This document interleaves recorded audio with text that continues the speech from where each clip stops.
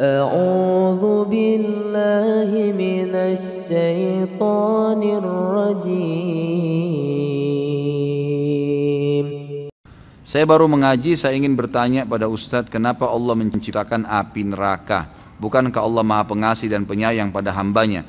Dan kenapa Allah harus menciptakan syaitan sebagai ujian pada kita? Bagaimana juga dengan parade tauhid yang akan diadakan tanggal 16 nanti, apakah saya boleh ikut? Ya. Jadi begini, yang paling pertama dulu, ada beberapa keputusan yang kita bisa tanya, ada yang tidak. Saya kasih contoh gini, kalau saudara kita yang bertanya ini, antum kerja di satu perusahaan, perusahaan itu punya building, gitu kan? Warna buildingnya coklat, jendelanya 1000 jendela misalnya, liftnya warna abu-abu, bentuk di dalam keramiknya warnanya ini. Lalu antum datang, dibuka pendaftaran untuk jadi pegawai, antum masuk jadi pegawai. Waktu antum jadi pegawai, kira-kira yang antum lakukan pertama, tanya dan protes kenapa buildingnya warna coklat, kenapa liftnya warna abu-abu, kenapa begini dan begitu?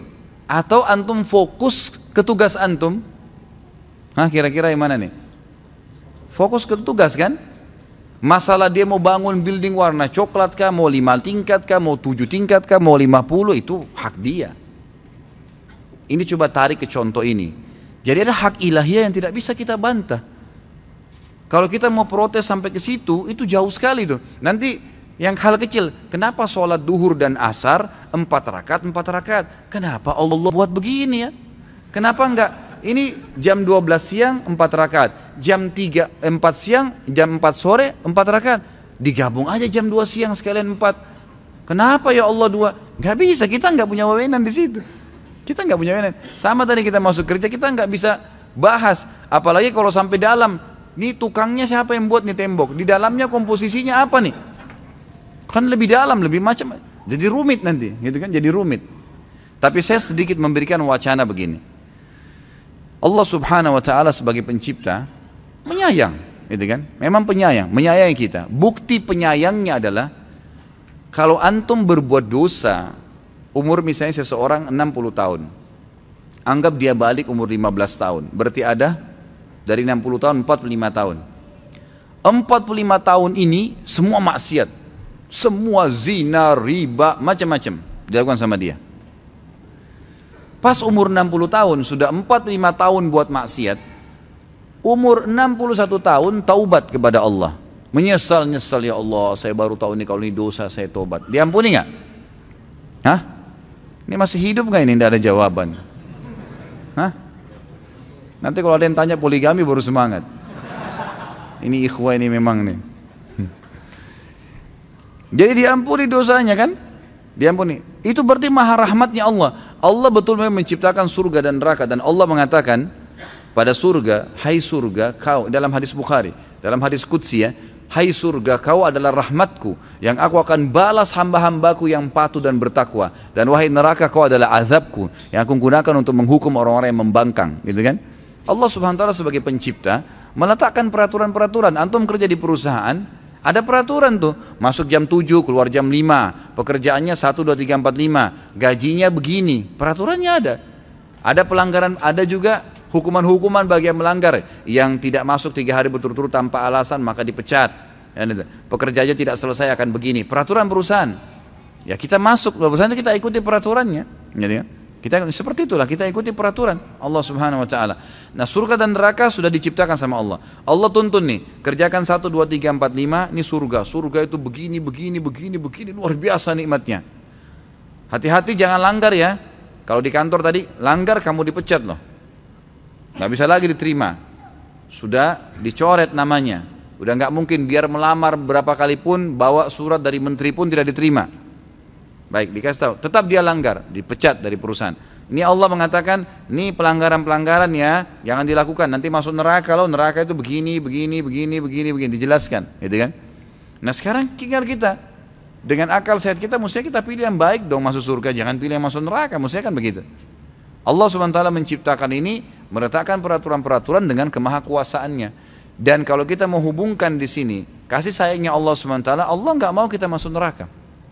Allah nggak mau masuk neraka. Sampai kata Nabi SAW, wala yahliku illa halik.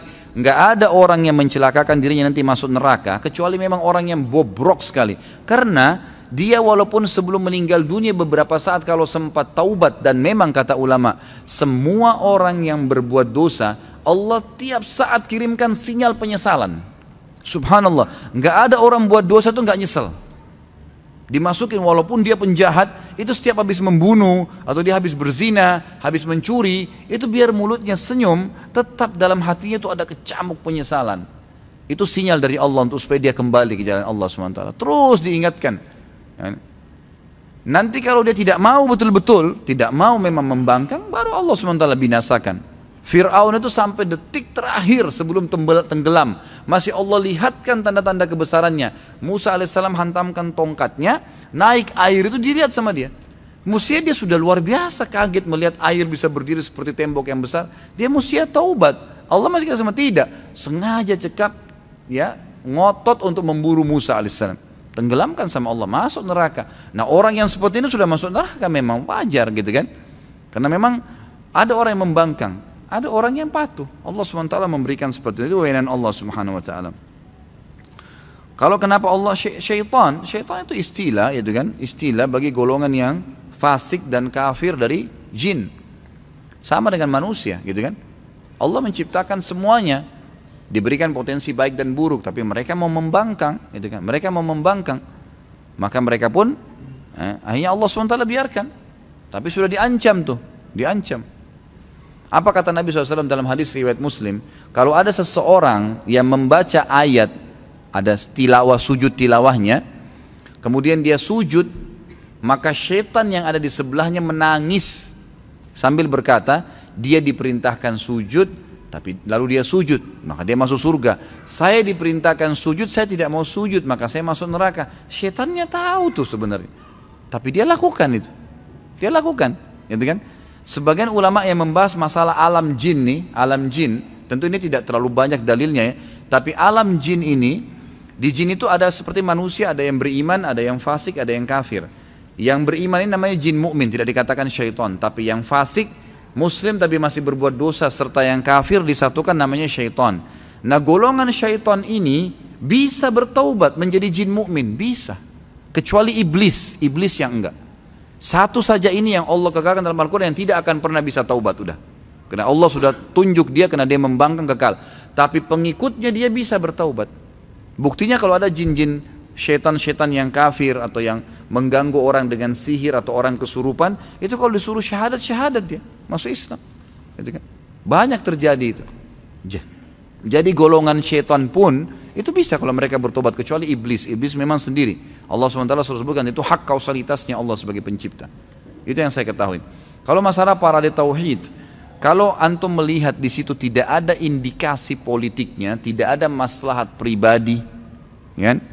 Dan antum melihat situ ada mensyiarkan kekuatan kaum muslimin, saya tidak melihat ada pelanggaran. Saya pribadi tidak pelanggaran, karena ini bukan demo untuk parpol, untuk maslahat pribadi, bukan. Ini untuk menunjukkan kita ini umat Islam bertauhid, kan gitu. Dan ini Nabi SAW seringkali mengajak kaum muslimin untuk hadir di sholat Idul Fitri, Idul Adha. Dan Nabi SAW menyuruh di Idul Fitri itu untuk keluar seluruh perempuan, termasuk yang berhalangan, termasuk orang tua, supaya mereka memperlihatkan jumlah kaum muslimin, gitu kan, jumlah mereka yang banyak. Di zaman sekarang ini banyak orang-orang yang menganggap remeh kaum muslimin. Saya tidak tahu niatnya teman-teman ini apa, insya Allah mudah-mudahan baik, gitu kan. Tapi kalau mereka niatnya baik memang untuk menunjukkan itu dan tidak ada indikasi politik di sini, tidak ada unsur maslahat pribadi, murni karena agama dan dilihat ini untuk menunjukkan bahwa saya umat Islam punya kekuatan, saya tidak melihat ada masalah di situ. Saya tidak melihat, asal tidak membuat kerusakan, tidak ada pelanggaran-pelanggaran syar'i ya. Jangan sampai ada perempuan yang ikut-ikutan, yang kelihatan auratnya, yang inilah, yang itu tuh jelas pelanggaran syar'i. Tapi kalau berhubungan sama politik, maslahat pribadi, maka ini sama sekali saya pribadi tidak mendukung. Karena pertanyaannya datang kepada saya ya. Kalau ada teman-teman yang punya ijtihad, Allahu a'lam, saya tidak pernah menyalahkan siapapun.